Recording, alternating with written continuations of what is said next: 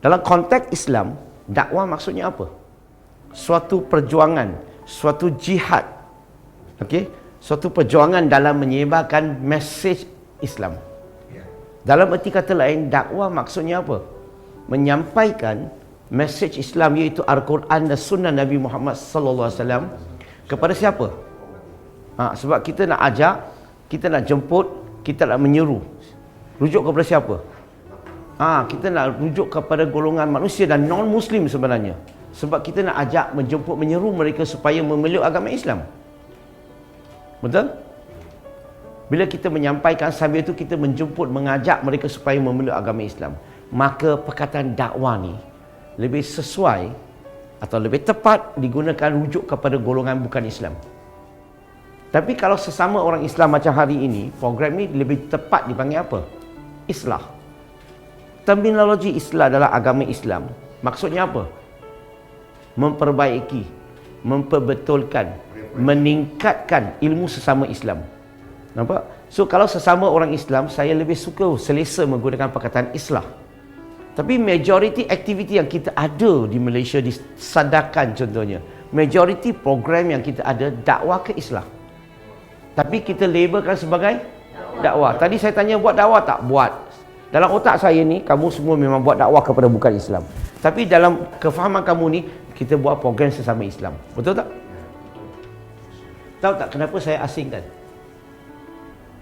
Supaya kita semua di sini, mungkin kali pertama dalam hidup kita, kita boleh menilai diri kita berapa banyak kerja dakwah yang kita pernah lakukan. Kalau saya bagi kosong 1, 2, 3, 4, 5, rasa-rasa kamu bagi diri kamu berapa markah? Wah, kosong ah. Ada yang 1. Ada yang 1, 2. Oh, ada bagi 3. Masya-Allah, very good. Ada lagi. Tahu tak kenapa begitu? Nampak tak? Ramai tak di kalangan kita lalai daripada tanggungjawab menjalankan kerja-kerja dakwah?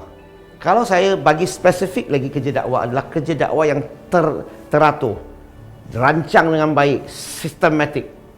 Berapa markah you bagi? Faham tak saya cakap apa? Berarti Islam di Malaysia ni, dia bukan agama dakwah. Dia lebih kepada agama Islah. Betul faham? Islah pun berapa banyak kita buat.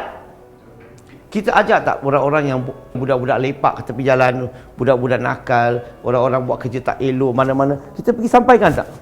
Tak ada. Kita ajak orang-orang yang baik-baik datang. Orang dalam masjid. Ya, dakwah pun kurang, Islah pun kurang. Betul tak? That is the problem. Boleh setuju tak bila saya sebut agama Islam, agama universal? Maksudnya Islam bukan agama untuk orang Islam saja kan? Ya. Untuk semua, setuju tak? Semua manusia, betul? Dan semua manusia ni yang bukan Islam di Malaysia telah terima tak mesej Islam? Ya, Islam bukan agama untuk orang Arab saja tau, dan orang Melayu, untuk semua. Tapi semua orang Muslim dah dapat tak berita?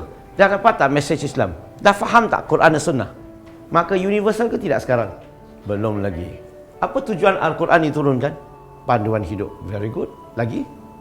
Disebut dalam Quran kan, kalau kita baca surah Al-Baqarah ayat 185, surah Ibrahim surah ke-14 ayat 1 dan ayat 52. Apa Quran kata?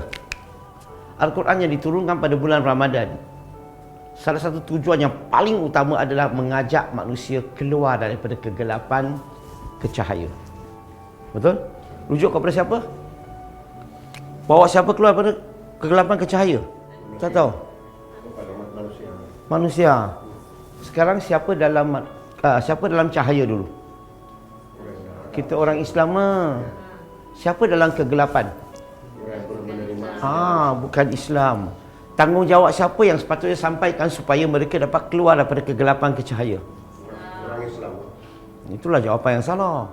Tanggungjawab siapa? Bukan kita, bukan orang Islam. Saya. It's me. It's me again.